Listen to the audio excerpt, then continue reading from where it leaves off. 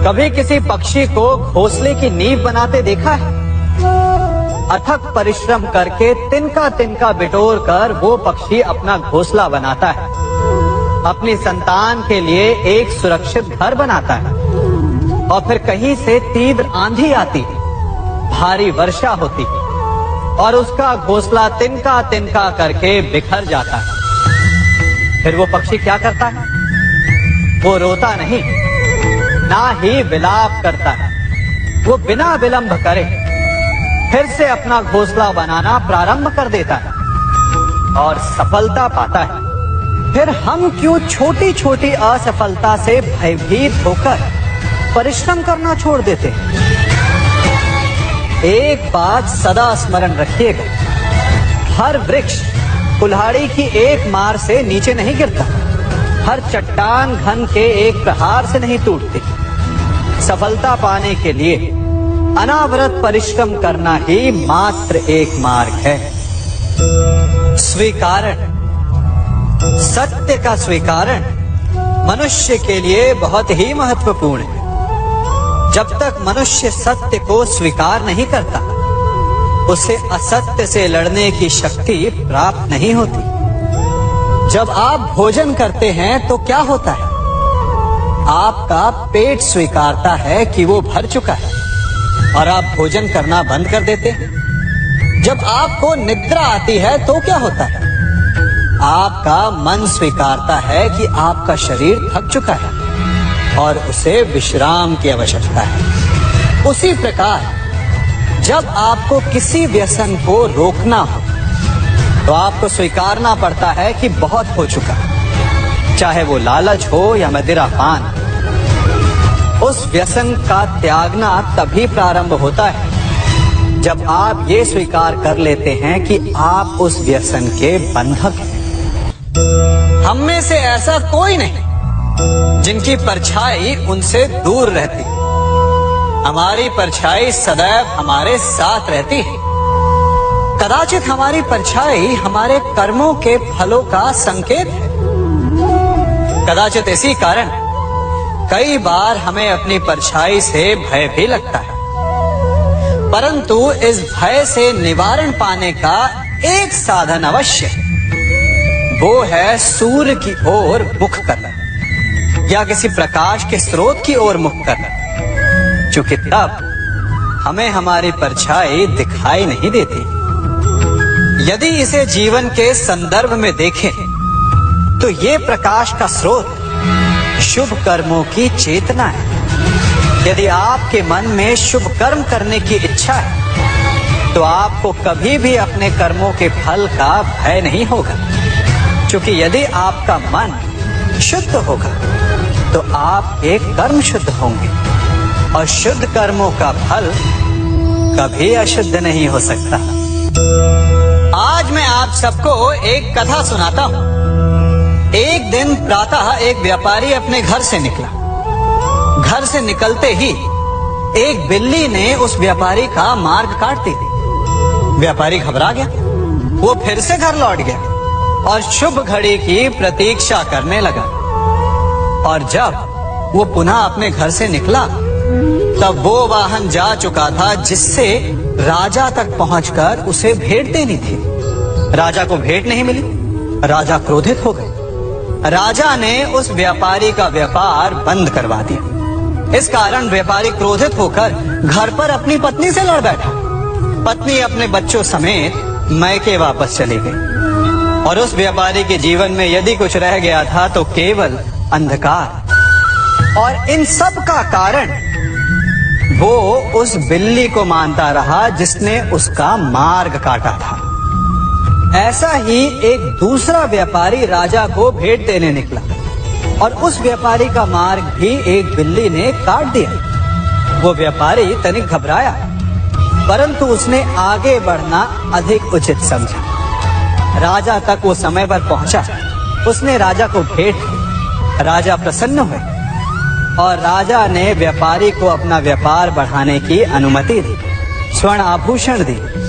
जब व्यापारी घर पर पहुंचा तो पत्नी को आभूषण और अपने बच्चों को देने के लिए वस्त्र थे उसके पास। हर ओर प्रसन्नता थी। समझ रहे हैं ना, दोनों के साथ एक ही प्रकार की घटना हुई, परंतु दोनों की प्रतिक्रिया भिन्न थी। ऐसा ही हमारा जीवन भी है।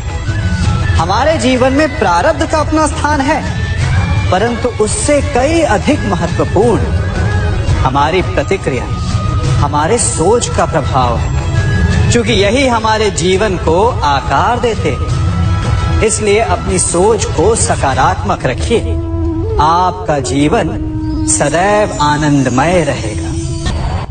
आप इन दो पात्रों को देख रहे हैं। मेरे इस पात्र में जल है और ये पात्र मिष्ठान से भरा हुआ है। दोनों ही पात्र भरे हैं, परंतु देखिए, मिश्री को जल में मिला दिया,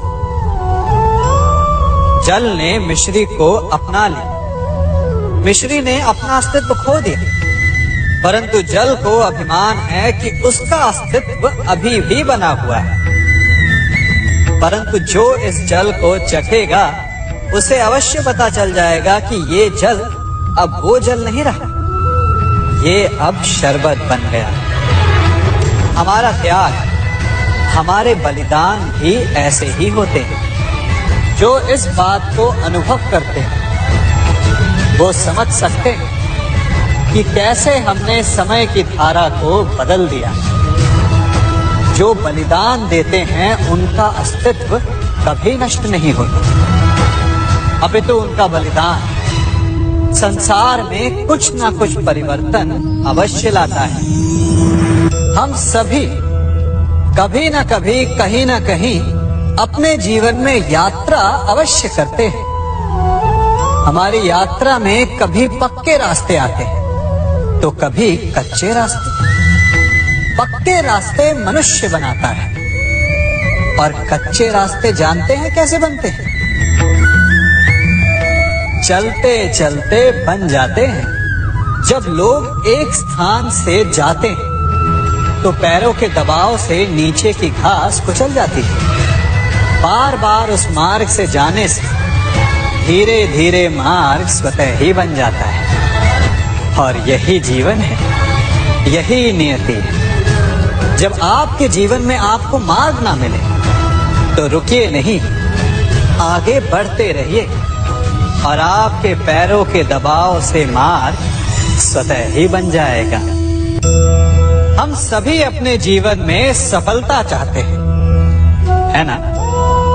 उसके लिए हम रात दिन परिश्रम करते हैं, कड़ी मेहनत करते हैं, परंतु फिर भी असफल हो जाते हैं।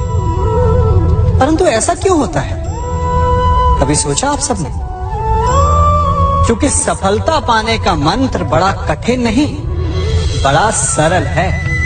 उचित विचार, उचित समय, उचित स्थान पर उचित प्रहार। जब आपके विचार, समय, स्थान और प्रहार यानी परिश्रम उचित है तो सफलता आप ही को मिलेगी। जिस प्रकार एक लोहार लोहे से कुछ बनाते समय उस लोहे के सही ताप तक के आने की प्रतीक्षा करता है और समय आने पर उचित स्थान पर पर्याप्त बल से प्रहार करता है और लोहा आकार ले लेता है, ठीक उसी प्रकार आपकी सफलता भी आकार लेती है।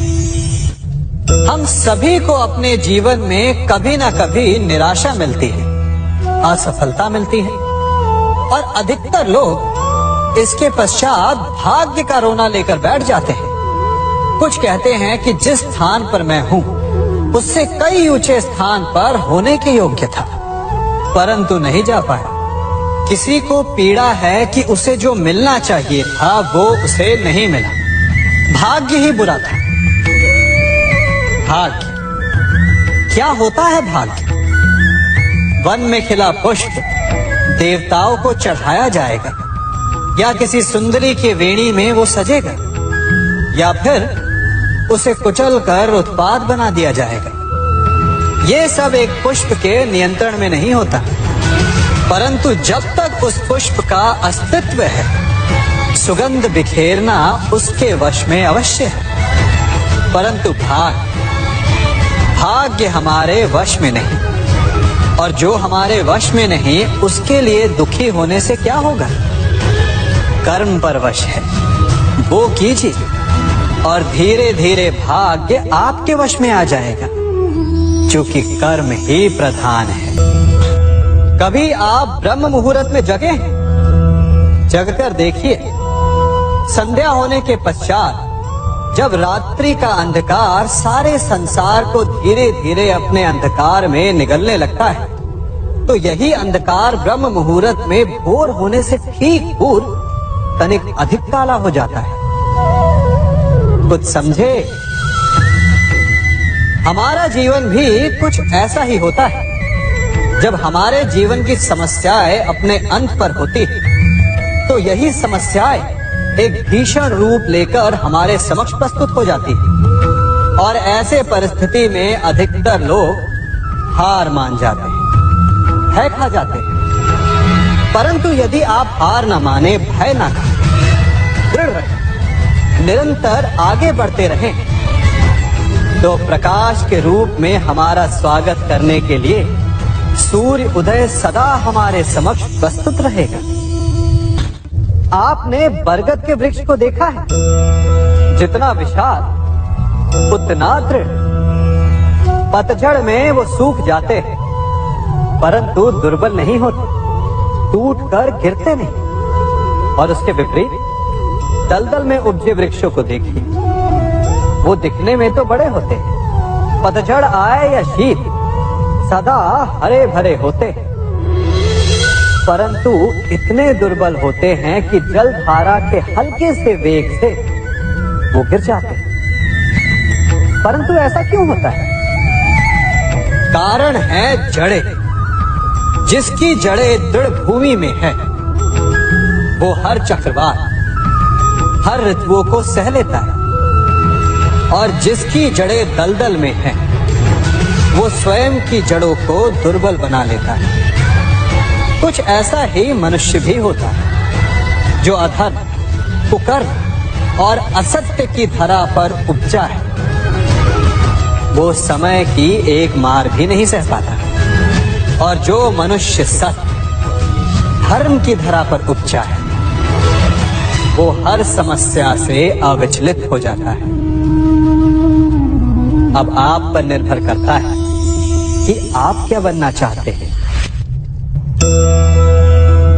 हमारे जीवन में मित्र और शत्रु बड़ा महत्व रखते हैं। यदि गंभीरता से सोचा जाए तो ऐसा कोई क्षण नहीं जब हम अपने मित्रों के बारे में ना सोचते हो, या फिर अपने शत्रुओं के बारे में।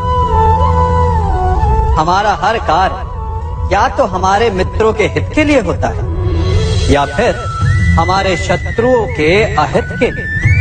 हम हर स्थान या तो अपने मित्रों के साथ होते हैं, या फिर अपने शत्रुओं के साथ। कोई नहीं चाहता कि उनका शत्रु प्रसन्न रहे। हर कोई अपने शत्रु को नष्ट कर देना चाहता है, और ऐसा करने के लिए वो हर संभव प्रयास करता है। उसे आर्थिक, मानसिक और शारीरिक हानि पहुंचाने का प्रयास करता है। परंतु यदि मैं आज आपको ऐसा मंत्र सिखाऊं जिससे आप अपने शत्रु को सदा के लिए नष्ट कर दें, तो और वो मंत्र है मित्र बनाना। अपने सभी शत्रुओं को अपना मित्र बना लीजिए, और आपके सारे शत्रु स्वतः ही समाप्त हो जाएंगे। मैं क्या कर रहा हूं? मैं दिए प्रज्वलित कर रहा हूं ताकि अंधकार को मिटा सकूं। अब आप कहेंगे कि इसमें कौन सी बड़ी बात है ना? परंतु इसमें महत्वपूर्ण बात समझने के लिए यह है कि मैं क्या नहीं कर रहा हूं, और मैं अंधकार नहीं कर रहा हूं। क्योंकि अंधकार को मिटाने के लिए प्रकाश का अस्त्र तो उठाना ही पड़ता है। बुराई को बुराई से नहीं, अच्छाई से जीता जाता है। अन्याय को अन्याय से नहीं, न्याय से लड़ा जाता है। क्रोध को क्रोध से नहीं, क्षमा का साथ लेना होता है। ठीक उसी प्रकार एक लोहा लोहे को काटता है, परंतु एक ठंडा लोहा ही गर्म लोहे को काट सकता है। इसलिए यदि आपको अपने जीवन में विजयी होना है तो अपने शस्त्रों को, अपने अस्त्रों को सोच समझ कर उठाइए, क्योंकि एक अनुचित सोच परिणाम पर भारी प्रभाव डाल सकती है। आप सब सोच रहे होंगे कि ये क्या मैं करने लगा, मैं इस पौधे को जड़ से उखाड़ रहा हूं। आश्चर्य हो रहा है ना कि एक पौधे को उखाड़ना या काटना ना केवल एक अपराध है अपितु पाप भी है। तो फिर मुझे ऐसा करने की क्या आवश्यकता पड़ गई? क्योंकि कई बार विनाश ही सृजन तक पहुंचाता है। यदि नया भवन बनाना हो तो पुराने भवन को गिराना पड़ता है। व्यवस्था को परिवर्तित करने के लिए क्रांति लानी पड़ती है।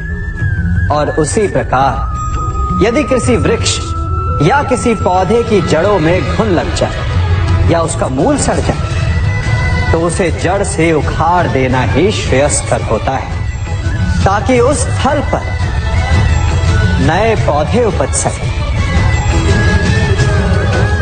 युद्ध करना पर्याय नहीं, परंतु कभी कभी शांति के लिए युद्ध करना आवश्यक हो जाता है। संसार में सबसे श्रेष्ठ क्या है? फूल या कांटे, प्रेम या घृणा, संपन्नता या दरिद्रता, मित्र या शत्रु? बताइए। अब आप भी कहेंगे कि भला ये कोई पूछने की बात हुई? अवश्य, फूल, प्रेम, संपन्नता और मित्र ही श्रेष्ठ है। परंतु क्या आपने अपने जीवन में कभी सोचा है कि हर एक भाव, हर एक वस्तु, हर एक घटना का एक गुण धर्म होता है? त्वचा पर जलन करने वाले फूलों से अधिक श्रेष्ठ वो कांटे हैं जिनसे आप अपने घर की बाढ़ बनाते हैं ताकि वन्य पशु आपके भीतर ना आ सके।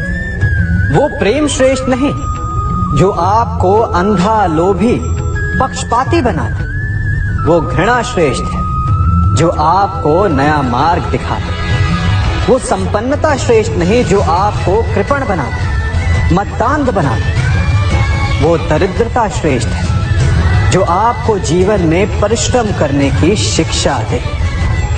कुविचार देने वाले, बुरा मार्ग दिखाने वाले मित्रों से अधिक श्रेष्ठ वो शत्रु होते हैं जो हमें जीवन का लक्ष्य देते। इसलिए अपने जीवन में हर वस्तु, हर भाव, हर घटना के गुण धर्म को पहचानिए और उसके पश्चात अपना चयन कीजिए। स्वर्ण, हम सभी को अपने जीवन में स्वर्ण से कभी ना कभी कुछ ना कुछ थोड़ा या अधिक मोह होता ही है ना? परंतु क्या आपने कभी सोचा कि स्वर्ण को प्राप्त कैसे किया जाता है? जब भूमिगत खदानों से स्वर्ण को निकाला जाता है तब वो एक पाषाण की भांति होता है। ऐसा पाषाण जिससे आप किसी को भी मार सकते हैं, परंतु उसे आभूषण के रूप में स्वयं के शरीर पर धारण नहीं कर सकते। यदि उसे आभूषण बनाना है तो उसे लंबी यात्राएं करनी होती है। उस पाषाण को पिघलना होता है। सुनार के हथौड़ी की अनेकों चोटें खानी पड़ती है, फिर काट छाट और उसके पश्चात जाकर वो ऐसा आभूषण बनता है जो हमें वर्षों तक, सदियों तक लुभाता रहता है। इसलिए यदि आपको समय पर विजय पानी है तो स्वयं के निर्माण पर समय देना होगा। हम सभी सुनते आए कि जो वीर होता है, साहसी होता है, शौर्यवान होता है, उसके समक्ष सारा संसार झुकता है। वीर भोग्य वसुंधर। परंतु वीरता है क्या? शौर्य क्या है? साहस क्या है? साहस युद्ध नहीं, वीरता विजय नहीं, शौर्य कभी ना गिरना नहीं। साहस किसी चुनौती के समक्ष खड़े होने का भाव है, तो वीरता उस चुनौती को उत्तर देने के लिए पूर्ण परिश्रम लगा देना है। और शौर्य का अर्थ है गिरकर फिर से उठने का साहस रखना, बार बार प्रहार करके वीरता दिखाना, निरंतर प्रयास करते रहना, निरंतर परिश्रम करते रहना। इसलिए विजयी होने से अधिक महत्वपूर्ण है शौर्यवान होना, क्योंकि जो शौर्यवान है उसे विजय मिलना निश्चित है। सम्मान। मनुष्य के जीवन में सम्मान का बहुत अधिक महत्व है। वो उसे अपने हृदय, अपने मन से जोड़कर रखता है। कदाचित इसीलिए हम शत्रु के सम्मान पर चोट पहुंचाते हैं ताकि उसे पीड़ा पहुंचाई जा सके। परंतु ऐसा करने से सावधान रहे मित्रों। शरीर पर लगी चोट मनुष्य भुला सकता है, परंतु उसके सम्मान को लगी चोट उसे जीवन भर पीड़ा देती है। और स्त्री के मान सम्मान पर लगी चोट उसे उस सीमा तक ले जाती है जहां उसे केवल प्रतिशोध दिखाई देता है।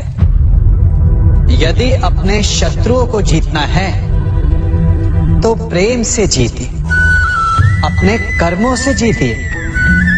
उन्हें अनुभव करवाइए कि उनसे भूल हुई है। किसी के सम्मान को ऐसी चोट ना पहुंचाइए कि वो आपका नाश करने पर उतरा है। स्मरण रखिए, किसी का अपमान करके आपके हृदय को कदाचित थोड़ा संतोष आ जाए, परंतु उस अपमान से आप कई हृदयों को आघात पहुंचाते हैं और अपने लिए एक शत्रु और बढ़ा लेते हैं। हम सब शीघ्र ही सफलता चाहते हैं, ढेर सारी संपत्ति और सुख चाहते हैं, और ऐसे में कई बार हम छोटे मार्गों का चयन कर लेते हैं। वो मार्ग जिनमें परिश्रम नहीं होता, जिनमें होता है तो केवल छल, कुटिलता और भाग्य का सहारा। जैसे कि जुआ।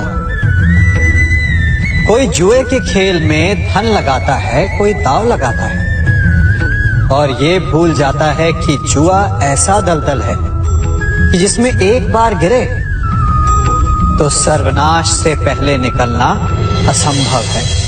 यदि आप जीते तो और जीतने की भूख बढ़ जाएगी, और यदि आप कुछ हार बैठे तो उसे पुनः पाने के लिए आप फिर से खेलेंगे। मनुष्य को ये आभास ही नहीं होता कि अपनी संपत्ति के साथ साथ वो अपनी मानवता, अपने संस्कार, अपना धर्म और अपना उत्तरदायित्व तक सभी जुए की भेंट चढ़ा देता है। इसलिए कुछ पाना है तो परिश्रम से पाओ। यदि कुछ जुए में जीता तो वो उतना शीघ्र ही खो दोगे, क्योंकि उसे परिश्रम से पाया नहीं गया है, और उसकी रक्षा करने के लिए आपके मन में स्वाभाविक प्रयास भी नहीं होंगे। क्षमा बढ़न को चाहिए, छुट्टन को उत्पाद। क्षमा इस संसार में शांति का, सुख का मूल आधार है। क्षमा आपके मन से प्रतिशोध और शत्रुता जैसे भावों को समाप्त करती है। परंतु क्या हर स्थान पर क्षमा आवश्यक है? क्या प्रत्येक का अपराध क्षमा करने के योग्य होता है? नहीं। कभी कभी उसे क्षमा करके हम उस व्यक्ति को और बड़ा अपराध करने की प्रेरणा देते हैं, और ऐसा ही अपराध है स्त्री का मान भंग करना, जिसमें क्षमा की कोई अवस्था नहीं। यदि सिंह भूल से गाय के बछड़े का अखेट कर ले तो उसे क्षमा किया जा सकता है, परंतु यदि वो नरभक्षी हो जाए तो उसके केवल दो स्थल होते हैं, या तो पिंजरा या फिर मृत्यु की गोद। कुछ परिस्थितियों में क्षमा के स्थान पर दंड देना आवश्यक होता है, क्योंकि ये दंड का भय ही है जो लोगों को वो अपराध करने से रोकता है। संसार में सबसे बड़ा क्या है?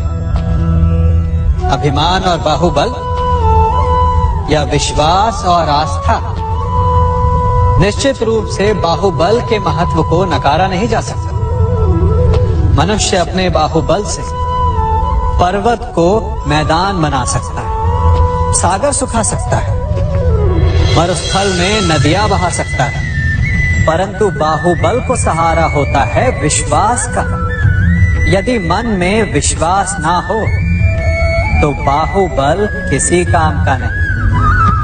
वो कौन सा बल है कि मोर आकाश की ओर ताकते हैं? वो विश्वास ही तो है जिसके कारण वर्षा होती है और दोनों की प्यास बुझती है। परंतु जब पाप के बाहुबल का सामना धर्म के विश्वास से होता है तो बाहुबल हार जाता है और जीतता है विश्वास। विजय होती है आस्था की।